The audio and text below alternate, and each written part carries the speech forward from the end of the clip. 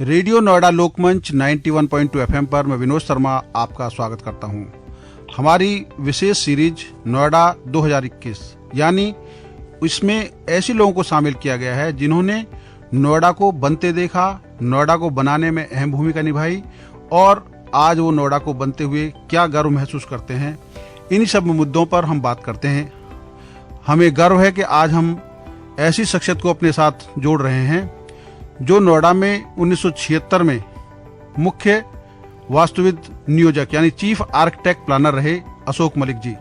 मैं अपने radio studio में उनका स्वागत करता हूं। मलिक जी नमस्कार। नमस्कार जी। मैं जी। तो जब आप आर्किटेक्ट के रूप में नोएडा में आए उस समय आपने नोएडा में क्या देखा, क्योंकि शुरुआती दौर में शायद दिल्ली में ऑफिस था, तो कैसे काम आपने शुरू किया? जी सर। नोएडा जब स्थापित हुआ 17 अप्रैल 76 को जी, उस समय नोएडा में नहीं थे हम, न्यू दिल्ली हाउस में बैठा करते थे। जी। न्यू दिल्ली हाउस होता था एक ऑफिस, एक नरेंद्र प्लेस में होता था एनडीएमसी ऑफिस के सामने। जी। तो दो जगह पर हमारा काम चलता था। वहाँ से हम नक्शा वगैरह बनाते थे, प्लानिंग करते थे और वहाँ से फिर हम गाड़ियों द्वारा सर्वे करने नोएडा अथॉरिटी में नोएडा की जमीनों को देखने आते थे, सर्वे करते थे उस टाइम। जी। उस टाइम पर मेरा जो ज्वाइनिंग था बिल्कुल ऐसे था जैसे वर्जिन लैंड पर काम करना। हाँ। तो वर्जिन लैंड ऐसा होता था कि बिल्कुल पता ही नहीं है सड़क कहाँ है, कहाँ जाना है। चिल्लर रेगुलेटर पर हम आके खड़े हो जाते थे। जी। जो अभी आप चिल्लर रेगुलेटर पर शेड बने देखते हैं, ये हमने ही खड़े होके बनवाए। इंजीनियर्स वगैरह थे, मिस्टर गौड़ थे, मिश्रा जी चेयरमैन हुआ करते थे जी। तो उस टाइम पर ये शेड वगैरह बनाए। उस शेडों में फिर हम 3 महीने 4 महीने के बाद हम शिफ्ट हुए थे हल्के हल्के करके जी दिसंबर तक। जी। तो वो सारे डिपार्टमेंट फिर हल्के हल्के वो चिल्लर रेगुलेटर पर आके बैठे। नोएडा में कुछ भी नहीं था उस टाइम, सड़क वगैरह कुछ भी नहीं। फिर वहीं से वो सड़कें वगैरह बनी, प्लानिंग हुई जी, लैंड यूज प्लान डिसाइड हुए, मास्टर प्लान बना। जी। तो इस तरह से वो काम शुरू हुआ। तो किसी भी नए शहर के लिए परिकल्पना करते समय आप लोगों के मन में उस समय जो भी विचार रहे होंगे बेहतर करने का, तो सर किस तरह के आइडिया उस समय आए थे आपके दिमाग में?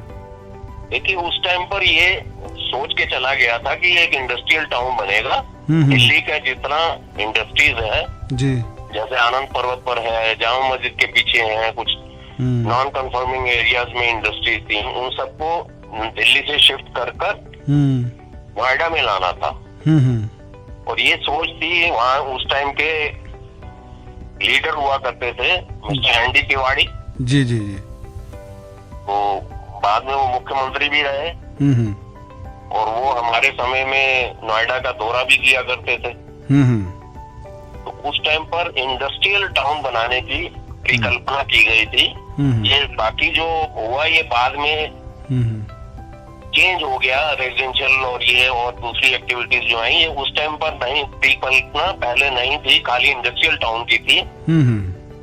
तो तब तक अब 11-12 सेक्टर बनाए थे हमने जी, और मास्टर प्लान उस टाइम डेवलप किया था खाली इंडस्ट्रियल सेक्टर के लिए। सर उस समय जैसे यमुना और हिंडन दोनों साइड में थी, तो किस तरीके से चुनौती के रूप में लिया गया कि दोनों नदियों के बीच में एक शहर बनना है? ऐसा उसमें उस टाइम पर इतना डिफिकल्ट नहीं था, क्योंकि परिकल्पना खाली इतनी थी कि छोटा सा एक इंडस्ट्रियल टाउन बनाना है, इंडस्ट्री शिफ्ट करनी है। ये बाद में जब ये जनता पार्टी की गवर्नमेंट आई, ये सारा सेटअप गवर्नमेंट का चेंज हुआ, तो उसमें एक्सपर्ट कमेटी बैठी तो उन्होंने कहा कि आप इतना बड़ा इंडस्ट्रियल एरिया नहीं बनाएंगे। तो इसके अंदर दूसरे कंपोनेंट्स भी जोड़े, जो इंडस्ट्रीज में लोग आ रहे हैं वो रहेंगे यहाँ पर, उनके लिए भी व्यवस्था की है। उस टाइम पर ये जब जनता पार्टी की गवर्नमेंट आई तो उस टाइम पर ये इसकी परिकल्पना चेंज की गई, मास्टर प्लान चेंज किया गया। अच्छा। तो आप देखें मास्टर प्लान कर्टेल किया हुआ है। सेक्टर 11 को अगर कोई ध्यान से देखेगा जी तो आधा इंडस्ट्रियल है, आधा रेजिडेंशियल है। हाँ बिल्कुल जूनपुरा के पास में। तो वो वहाँ पर कर्टेल हुआ था क्योंकि गवर्नमेंट चेंज हो गई थी, उनकी विचारधारा चेंज हो गई थी कि इंडस्ट्रियल को आगे और ना बढ़ाया जाए जी। तो फिर रेजिडेंशियल शुरू हो गया था वहाँ से। तो उस टाइम हमारे चेयरमैन होते थे डीसी मिश्रा। डीएम मिश्रा, उनकी परिक्रमा होती थी। और हमारे चीफ टाउन प्लानर होते थे जेपी भार्गव, जो लखनऊ से वहां से होकर आए थे डेपुटी। अच्छा, जेपी भार्गव जी। जेपी भार्गव जी देखते थे। और उसके साथ में उनकी जो टीम थी, हम लोग थे, मिस्टर एमपी गोयल थे, मिस्टर विद्यार्थी थे, माथुर साहब थे, मिस्टर बग्गा थे। ये लोग सारे काफी सीनियर लोग थे। ये लोग इस सबकी परिकल्पना जो गवर्नमेंट का विचारधारा थी, जो चेंज हुई, उसके ऊपर काफी काम किया गया। मास्टर प्लान को दोबारा से रिवाइज किया गया जनता पार्टी के गवर्नमेंट आने के बाद। तो ये जो आज प्रारूप आप देख रहे हैं वो ओरिजिनल से बहुत चेंज हो गया। और डीएफसी रोड इसमें एक मेन होती थी, जो नया बांध से चलती थी, बॉर्डर से चलती थी और दादरी सिकंदराबाद को मिलाती थी। ये बेस रोड हुआ करती थी बस, और कुछ नहीं था। बाद में ये हल्के हल्के डेवलपमेंट होते गए तो उनके उस सड़क के साथ जुड़ते गए। इस तरह से ये डेवलपमेंट आगे बढ़ी है। जी। उस समय सर आने जाने का जो आपने तो बताया कि आपकी तो गाड़ी मतलब आती थी और वो ही छोड़ के जाती थी वहाँ पे, जो चिल्ला रेगुलेटर पे आपका ऑफिस होता था। वो न्यू दिल्ली हाउस से लोग इकट्ठे होते थे। कुछ तो गवर्नमेंट की गाड़ियाँ, जीप वगैरह होती थी, उससे आते थे। नोएडा अथॉरिटी ने कुछ गाड़ियाँ ले रखी थी, बसेस लगा रखी थी। शुरू में तो न्यू दिल्ली हाउस से चलाते थे। बाद में जब थोड़ा सा स्टाफ बढ़ गया था 2 साल के बाद, उन्होंने दिल्ली में और एक गाजियाबाद से 4 बसें चलाते थे, स्टाफ को लेके आते थे, स्टाफ बस बोलते थे। तो उसमें स्टाफ आता था सुबह 9-10 बजे, काम करता था और शाम को 5 बजे उन्हीं बसों द्वारा अपने घरों को चले जाते।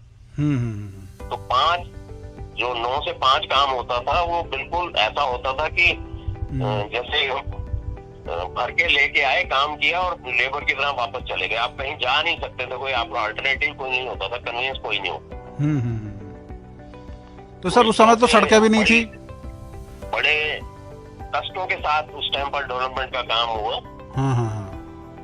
प्लानिंग तो हुआ ही। जो लोग इंजीनियरिंग में थे, जो सर्वे करते थे, जो सड़कों का काम देखते थे, उनकी भी मेहनत बहुत ज्यादा थी, क्योंकि उनको जंगल की तरह काम करना पड़ता था, क्योंकि सिक्योरिटी वगैरह कुछ थी नहीं। जंगली जानवर, जंतु होते थे, सांप होते थे, उनके बीच में भी उनको काम करना पड़ता था। खेत होते थे उस टाइम पर। ये आज जो आप परिकल्पना देख रहे हैं, ऐसा कुछ नहीं होता था। मतलब अगर आप जंगल में जैसे जाते हैं, उस तरह का जंगल, मतलब पेड़ नहीं होते थे, खेत होते थे। तो इस प्रकार की परिकल्पना में वो काम करा करते थे। हम काफी कष्टदायक भी रहा, मेहनत भी लोगों ने की, उसका फल आज दिख रहा है सबको। तो सर उस समय का कोई ऐसा रोचक किस्सा है जो आपके साथियों के साथ में या आपके साथ ऐसा घटा हो, जिसको आप आज भी याद करते हैं? हाँ, मैं कह रहा हूँ ऐसा कोई रोचक किस्सा है सर जिसे आज आप याद करते हैं, उस दौर में जब आप काम करते थे वहाँ पे? ऐसा कोई रोचक किस्सा हमारे साथ साथियों श्रोताओं के साथ शेयर करना चाहेंगे?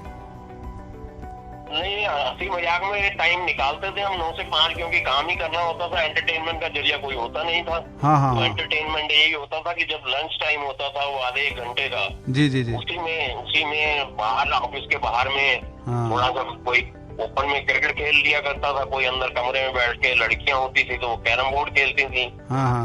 तो इस तरह से एंटरटेन अपने आप को, वो लंच टाइम में थोड़ा लंच कर लिया। लोग घर से लंच लेके आते थे, व्यवस्था कोई थी नहीं। एक चाय वाला भी कहीं से अरेंज किया था। सबसे ज्यादा मुसीबत ये थी कि उस टाइम पर टेलीफोन भी नहीं होता था। एक वॉकी टॉकी सिस्टम अरेंज किया गया था। कोई अर्जेंट मैसेज होता था तो वॉकी टॉकी से नरेंद्र प्लेस को जाया करता था। अच्छा, नरेंद्र प्लेस या न्यू दिल्ली हाउस में वॉकी टॉकी से ही बात हुआ करती थी। टेलीफोन, मोबाइल कुछ नहीं होता था उस टाइम। तो ये रोचक किस्से ही हैं। और सेक्टर 6 में जो सर ऑफिस बना है, सेक्टर 6 वाला, ये आपके समय में प्लानिंग किया गया था या उससे पहले का, मतलब बाद में बनाया? प्रैक्टिकली अगर आप मेरे से पूछेंगे तो उसका ड्राइंग्स वगैरह मेरे द्वारा ही बनाई गई। Working drawing. एमपी गोयल होते थे आर्किटेक्ट, उसके टाउन प्लानर, उन्होंने उसकी परिकल्पना की थी सेक्टर 6 की। वर्किंग ड्राइंग मैंने बनाई थी और मेरा एक साथी था विशिष्ट, उन्होंने बनाई थी। तो ये हमने खड़े होकर खुद, हालांकि हम आर्किटेक्ट थे, हम भी साइट पर जाया करते थे लंच टाइम में देखने के लिए, और हमें अफसर भेजा करते थे कि आप भी थोड़ा सा इसमें ट्रेनिंग लो। तो हम कंस्ट्रक्शन सेक्टर 6 में खड़े होकर देखा करते थे। और जब ये सेक्टर 6 का ऑफिस बना था तो अगर मेरे पास पुरानी यादगार फोटो भी पड़ी हुई है, तो उसके आसपास में खेत दिखाया करते थे। उसमें एक मैं पिक्चर का भी जिक्र करूंगा। एक पिक्चर आई थी संजीव कुमार की, उसकी शूटिंग यहाँ हुई थी। अगर उसमें पिक्चर को अगर आप देखेंगे तो उस पिक्चर में नोएडा के सेक्टर 27 का कम्युनिटी हॉल दिखाया गया। सीईओ मिश्रा जी का कमरे में शूटिंग की गई। हम लोग सब वहाँ पर प्रेजेंट थे उस पिक्चर की शूटिंग में भी, क्योंकि वो भी एक किस्म से मेरे लिए एंटरटेनमेंट का जरिया बना था कि लोग वहाँ शूटिंग करने आते थे। वो गौड़ साहब होते थे हमारे चीफ इंजीनियर, उनका भी उनमें फोटो है पिक्चर में। उन्होंने काम तो नहीं कहेंगे किया, पर उनका सीन आया 2 दिन उनके पिक्चरों में। तो इस तरह से इन्वॉल्वमेंट होता था। तो हम उसको जिक्र कर सकते हैं कि उस पिक्चर में नोएडा का काफी सीन है उसमें, जिसमें खाली जगह खुला दिखा मैदान से खेत से दिखाई देते थे। तो उस टाइम में सेक्टर 27 के कम्युनिटी हॉल वगैरह का काम भी शुरू हो गया था। तो उसके सीन दिखाए गए, गाड़ी जा रही है, जीप जा रही है, पिक्चर में जैसे दिखाते हैं उस तरह के थे। जी जी जी। तो काफी स्टाफ बढ़ गया था बाद में। तो जब ये परिकल्पना चेंज हुई कि रेजिडेंशियल भी बनेगा, कमर्शियल भी बनेगा, सेक्टर 18 में भी बनेगा, फिर हम सेक्टर 18 में 84-85 में शिफ्ट हो गए थे। तो हमारा दफ्तर आर्किटेक्चर विंग जो है सेक्टर 18 में चीफ इंजीनियर और चीफ आर्किटेक्ट का दफ्तर सेक्टर 18 में शिफ्ट हो गया था। जो आपने मार्केट बनाई थी जो वहाँ पे, वो एक्चुअली हमने बनाई थी बिल्डिंग मटेरियल मार्केट। अच्छा। ये पूरे में इसको बिल्डिंग मटेरियल सप्लाई करेंगे, वहाँ से सब ईंट रोड़ी शीशा ये वो सब वहाँ से मिला करेगा। पर वो बाद में परिकल्पना में वो भी चेंज हो गया, वो कमर्शियल डिक्लेयर हो गया। कमर्शियल भी कह लें कि अब तो सारा कमर्शियल ही बन गया वो एरिया। उसी की वजह से ये सारा अच्छा के आपके पास में जो डेवलपमेंट हो गई उस वजह से ये चेंज हो गया। ये परिकल्पना जब इंडस्ट्रियल से एक्सपर्ट कमेटी ने कहा उसको भी चेंज करना है, उस दौरान जब चेंजेस की गई तो ये सब चेंज होता गया और डेवलपमेंट दूसरे तरीके से होने लगी, जिसकी हमने परिकल्पना नहीं की थी, जो हमारे करते करते एक्सपीरियंस से आती गई।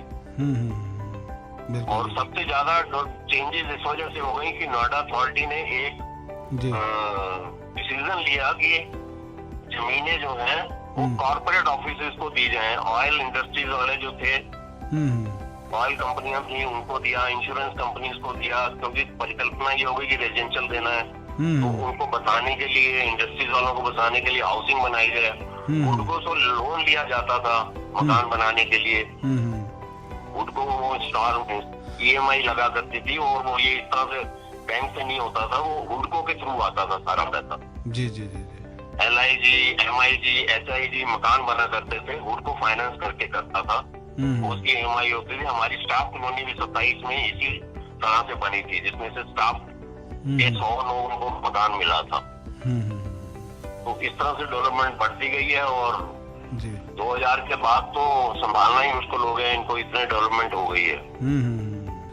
सर आप ये बताएं कि जिस तरह मास्टर प्लान में जो प्लान किया गया होगा आबादी का, जनसंख्या घनत्व अब आज की डेट में तो उसका बहुत ज्यादा हो गया, हाई राइज बिल्डिंगें हो गई हैं, नोएडा जहाँ तक पहुंचा। आपकी नजर में कोई ऐसा आपका ख्याल उस समय रहा होगा कि जो नोएडा में होना चाहिए था और वो अब तक नहीं हो पाया? नहीं, वो उससे ज्यादा हो गया। हमने तो ये कभी अनुभव ही नहीं किया था। जब हम प्लानिंग करते थे, हमारे JP भार्गव सोचा करते थे, तो ऐसा आज वो है नहीं इस दुनिया में। पर अगर आज वो भी होते तो वो भी हैरान होते कि क्या हो गया ये। वो कुछ चीजें होती हैं प्लानिंग में, बिल्कुल वो प्लानर ने डिसाइड करता, वो जनता डिसाइड कर देती है। या लीडर्स जो पॉलिटिशियंस होते हैं वो डिसाइड करते हैं। बिल्कुल बिल्कुल बिल्कुल। कभी सारे में केसेस में नहीं होता, कभी कभी होता है। जी जी जी। तो नोएडा के केस में यही हुआ। सारा से ज्यादा एक जो हुआ कि वो उसको ग्रेटर नोएडा में, क्योंकि इंडस्ट्री यहाँ बंद हो गई थी, तो इन्होंने कहा कि ग्रेटर नोएडा में इंडस्ट्री राइज है। जी जी जी। तो जब वो ग्रेटर नोएडा का प्लान बनना शुरू हुआ तो लोगों ने कहा कि ग्रेटर नोएडा जा रहा है तो हम नोएडा में बसे। तो इस वजह से इसके ऊपर ज्यादा प्रेशर आना शुरू हो गया। जी जी। लोग दिल्ली से शिफ्ट होना शुरू हो गए, लोगों ने वहाँ प्रॉपर्टी बेच के यहाँ आकर 2 प्रॉपर्टी बनाई। इंडस्ट्री वाले जो लोग 11 सेक्टर तक आ गए थे, उसमें इंडस्ट्रीज को काफी बढ़ गई, उनके रेजिडेंशियल वाले लोग भी यहाँ पर आके बसने लगे। जी जी जी। कमर्शियल एक्टिविटी हो गई, व्यवसाय ऐसे बढ़ गए। जी जी जी। बाद में ये इलेक्ट्रॉनिक मीडिया बहुत आ गया, सबसे ज्यादा कंट्रीब्यूशन रहा, ज्यादा तो नहीं कहूंगा पर बहुत हद तक रहा हमारे प्रिय कहते हैं गुलशन कुमार जी। हाँ, फिल्म सिटी को लेके आए। जी जी जी जी। आपको मैं ये भी बताऊंगा कि ये सेक्टर 16 जो बना हुआ है, जी जी, ये मारवा जी होते हैं। हाँ और हाँ, गुलशन जी होते थे। हाँ, इन्होंने इनिशिएटिव लेकर ये फिल्म सिटी को यहाँ लाए थे। जो आज बात कही जा रही है फिल्म सिटी बनेगी कहीं नोएडा में, उत्तर प्रदेश में, ये वहाँ से फिल्म सिटी बनी थी, जिसको आज वो आगे रूप में जा रहा है।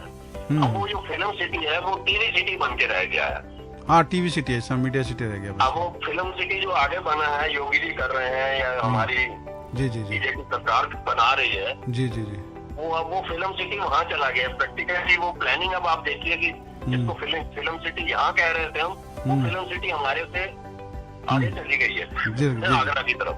बिल्कुल बिल्कुल ठीक। तो ये यहाँ टीवी सिटी हो गया। तो ये एक्सप्रेस वे बनने से डेवलपमेंट में बहुत फर्क पड़ा। जब ये एक्सप्रेस वे बना कि राजघाट को हम आगरा से जोड़ रहे हैं जी जी जी ग्रेटर नोएडा के थ्रू, तो ये जब एक्सप्रेस वे बना तो बीएससी रोड की अहमियत कम हो गई, उसकी चौड़ाई कम थी। जी जी जी जी।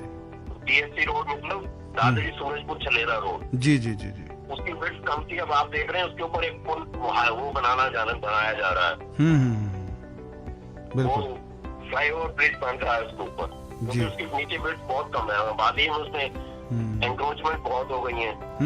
तो अब ये सब नोएडा एक्सप्रेस के ऊपर जोर आ गया है सारा, तो इसी वजह से इधर की डेवलपमेंट ज्यादा हो रही है। जी जी जी जी।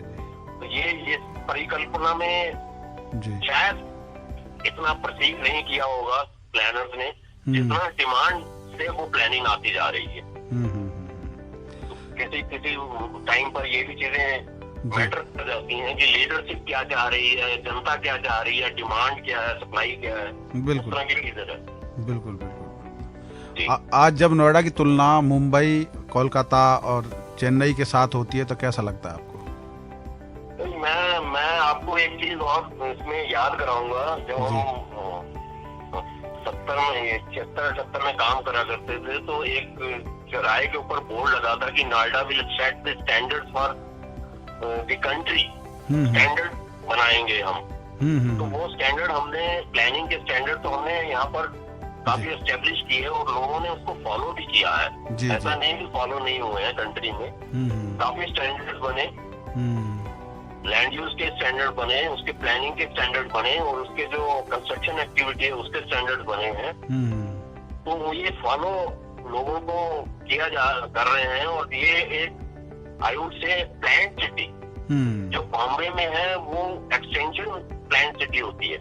यहाँ पर वर्जिन लैंड की this was a plan city, grade plan पर बना हुआ है। बिल्कुल बिल्कुल बिल्कुल बिल्कुल। तो इसके ऊपर थोड़ी बहुत कमियां तो जब प्लानिंग होती है, जो ओवर बर्डन हो जाता है, पॉपुलेशन का हो जाता है या कुछ लोड हो जाता है टाउन प्लानिंग पे, तो जैसे कहते हैं सीवर चौक होता है, तो उस तरह से कोई चीजें चौक हो रही है, तो इसी वजह से ये फ्लाईओवर बन रहे हैं। जी जी जी जी। तो ये सिटी के अंदर थोड़ी सी प्रॉब्लम रहती है, but still I would say better part is कि अब ये जो कमियां थोड़ी बहुत अगर नोएडा में है एज ए प्लानर, तो वो सारी कमियां ग्रेटर नोएडा या येड़ा में अगर आप देखेंगे तो उन कमियों को हटाया जा रहा है। बिल्कुल बिल्कुल बिल्कुल। तो इसका मतलब ये हुआ कि Noida has become a standard for the other two towns, that is Greater Noida and YEIDA. बिल्कुल बिल्कुल। And they are setting standard for the entire state as well as for the country. जी जी जी जी।